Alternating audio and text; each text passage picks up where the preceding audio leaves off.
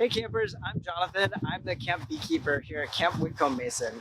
And it's a beautiful day out, so it's a great day for visiting the bees and seeing how they're doing. So let's go check it out.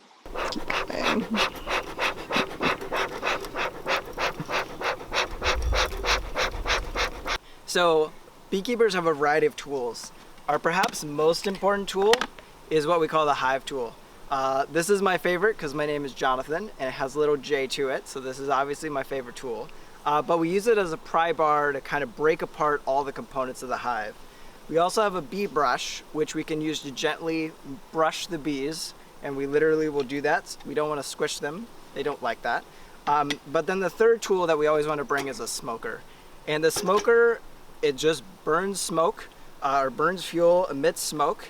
And the smoke does two things for the bees. The first thing is it blocks their communication. Bees communicate via smell, so by having the smoker, it will keep them from saying, hey, there's an intruder. The second thing that it does though, is that it acts kind of like a forest fire. And so the bees will say, hey, we smell smoke, and their instinctive response is to run into the hive and start eating honey. So whenever I open up the hives, I want to make sure a smoker is always going. I'll give them a few puffs of smoke and it'll help calm them down. This is a half suit. Some beekeepers will wear a full suit, and on days I'm honey harvesting, I usually pull that out. Sometimes beekeepers will just wear the hat, and I'm going gloveless because gloves are also something that's warm. So the cooler that I can be, the better. Bees communicate via smell. So if it's really warm and I'm sweating, they're gonna notice that and they're gonna get a little excited. So my goal is to stay really cool as a beekeeper, and then they'll stay a lot calmer. There's lots of different kinds of smoker fuels. Some people use pine needles, which smoke a lot. This is burlap. Other people use wood pellets. There's also various synthetic fuels. When it's fall, I love to grab some pine needles, but it's very important that it's dry. So the hardest part of a smoker is keeping it lit, not letting it go out.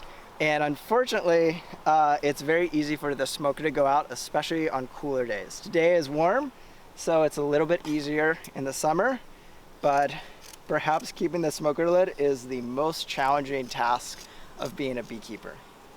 All right, so we got our burlap in there. I'm gonna go grab some matches and we'll be on our way.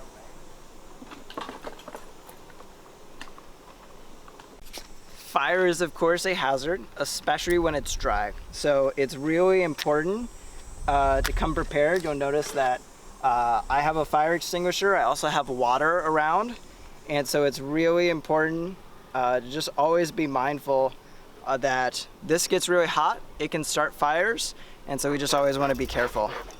It actually can take a pretty long time for the fire to really get going. So we'll give it puffs of smoke and let it go.